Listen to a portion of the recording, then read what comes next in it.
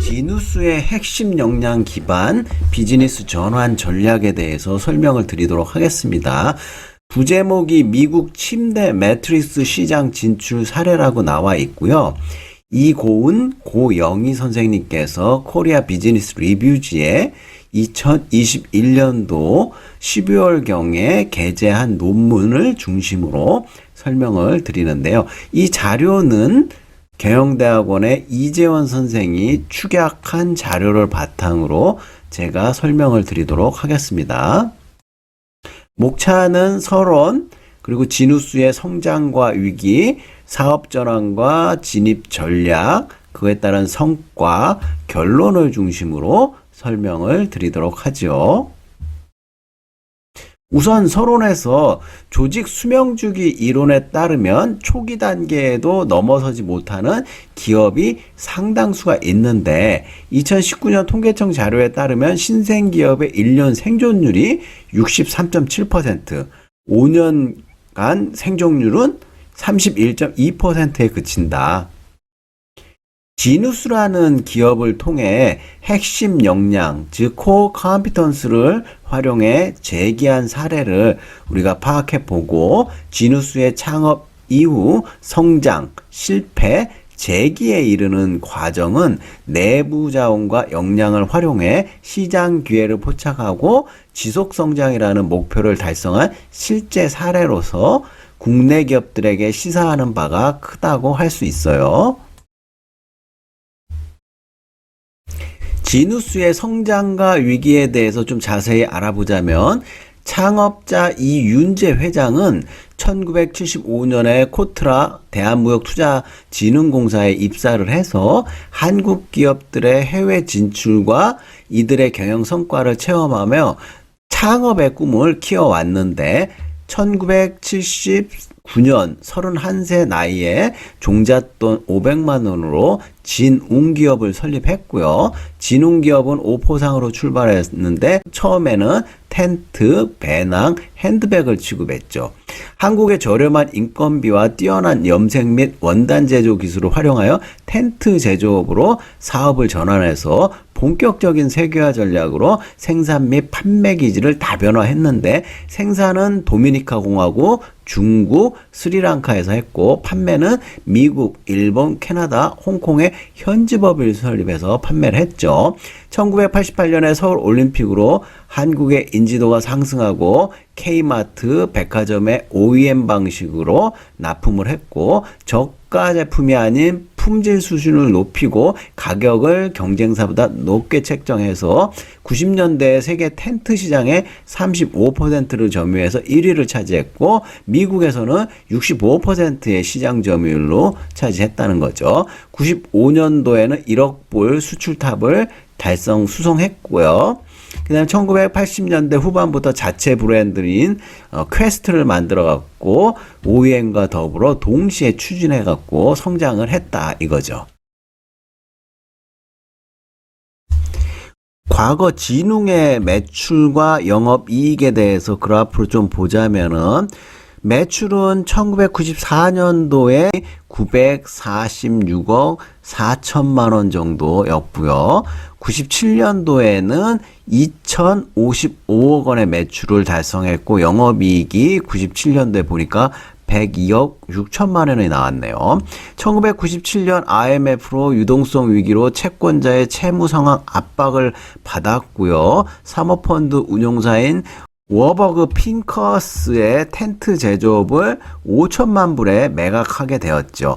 텐트 제조업에서 철수하고 노스폴의 텐트 원부자재를 납품했는데 이익률이 굉장히 낮게 나왔고요. 쉽게 말하면 97년도 IMF 외환위기부터 굉장히 급속한 하락을 경험을 하게 됐죠. 그래서 90년대 말에 IT 기술의 성장에 따라 주력 사업과 관련 없는 IT 사업 진출 및 사명을 지누스로 변경을 했어요. 그러나 별다른 성과를 내지 못하고 지누스의 매출과 영업이익이 계속해서 감소하는 패턴을 보여주고 있고 급기야는 2003년도부터 계속해서 영업이익이 마이너스를 이제 기록하면서 2004년도에 화의 절차를 개시해서 2005년도에 상장을 폐지하게 된 거죠. 한마디로 이렇게 상장을 폐지하게 되면은 그동안 투자했던 업체나 개인들이 엄청난 피해를 많이 봤거든요.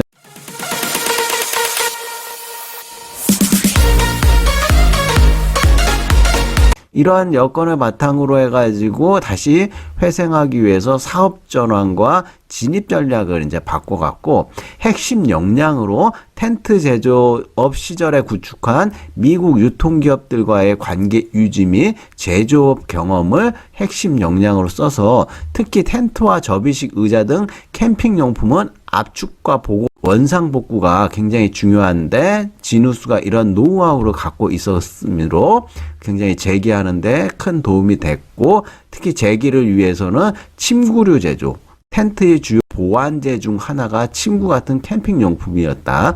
그래서 침대 매트리스로 사업을 다각화하면서 중국에서 생산해서 부피를 최대한 줄여 최대한 많은 제품을 선적하여 운송비를 절감할 수 있는 방안을 만들었고요. 그 다음 2005년도 매트리스 이너 박스 해갖고 사업 모델을 개발해서 세계 최초로 상업화를 했는데 폼 매트리스와 스프링 매트리스를 모두 압축해 상자에 담는 기술을 말하죠. 그래서 매트리스 이너 박스는 특허 등록을 해서 압축한 매트리스를 담은 판지 상자에 바퀴와 손잡이를 달아 고객이 여행 가방처럼 끌고 갈 수 있도록 유통의 편리성을 제고했죠. 그 다음에 2006년도에 프레임 이너 박스 등 다양한 것들을 이제 개발을 했고요. 기존 사업 방식을 OEM으로 월마트, 미국 유통기업에 입점하는 전략을 썼는데 여러 가지 한계에 도달함으로써 템퍼라든지 셀타, 시몬스에 공급을 했는데 여러 가지 이윤이라든지 이런 게 작아갖고 상품 가치가 없다고 판단해서 새로운 접근 방식으로 온라인 시장을 공략했는데 그 중에 아마존을 중심으로 해갖고 판매를 했죠. 생산은 중국에서 자체 브랜드 지누스를 회사 이름으로 동일하게 유지하면서 홍보 비용을 들이지 않고 원가를 절감하면서 가격 경쟁력을 확보하기 위해 노력을 했고요. 랜딩 페이지를 차지하는 전략과 고객 리뷰에 주목을 해갖고 활용을 했는데, 사업 전환과 진입 전략 측면에서 계속해서 말씀드리자면은 지누스의 제품 개봉 과정에 대한 단계별 설명을 이렇게 하고 있거든요. 앞에서 특허를 낸 거에 따라 가지고 이렇게 압축 포장을 해갖고 쉽게 확대할 수 있는 이런 특허를 갖고 있어요. 그래서 지누스와 경쟁사의 제품 가격을 비교하자면 지누스는 가격이 약 353달러 정도 하고 템퍼실리는 거의 3,000달러 육박하고 캐스퍼는 995달러로 1,000달러에 육박하면서 지누스가 품질 대비 가격 경쟁력이 있는 것처럼 보이네요. 다음으로 성과를 보자면 지누스의 매출과 영업이익이 2016년, 15년도부터 폭발적으로 늘어나면서 2019년도에 매출이 거의 8,171억 원 정도 하고 있고 영업이익이 거의 1,000억 원을 넘고 있네요. 그래서 2015년 아마존의 침구 베스트셀러 상위 20종 중 6종이 지누스 제품이고 경쟁사들보다 먼저 전자상거래 플랫폼에 진출하여 많은 고객 리뷰 수를 확보했던 게 여러 가지 이제 성과로 나타나고 있고요. 그래서 아마존 침구 베스트셀러 상위 20개 품목 중 지누스 제품이 숫자가 보시면은 점점점 늘어나고 한 10개 정도 이렇게 차지를 하고 있네요.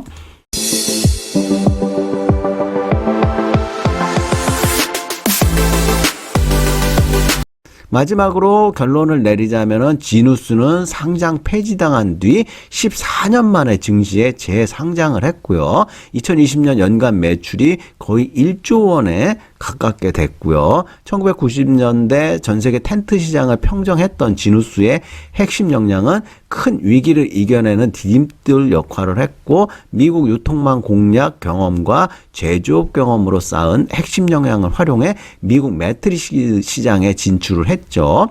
전자상거래 플랫폼에 진출해 온라인 매트릭스 시장이라는 새로운 유통 경로를 개척했고 빠른 선점의 이점을 누리며 미국 온라인 매트릭스 시장 점유율 1위를 달성했고요.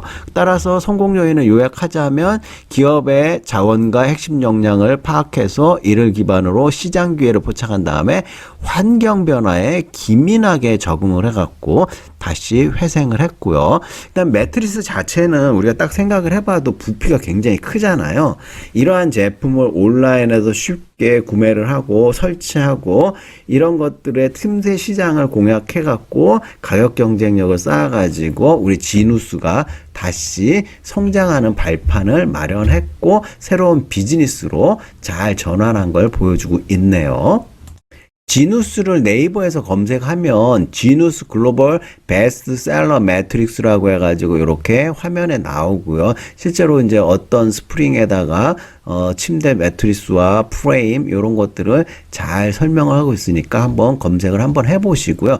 재상장됐으니까는 주가를 잠시 보면 29,000원대 하고 있고요. 지금은 대표자가 심재영 씨고 기업 구분을 하면 현대백화점 계열사로 이렇게 나와 있네요. 코스피에 상장이 되어 있고 업종은 매트리스 및 침대 제조업 하고 메모리폼 제품이라든지 무역 수출 도매를 하는 기업으로 나와 있네요.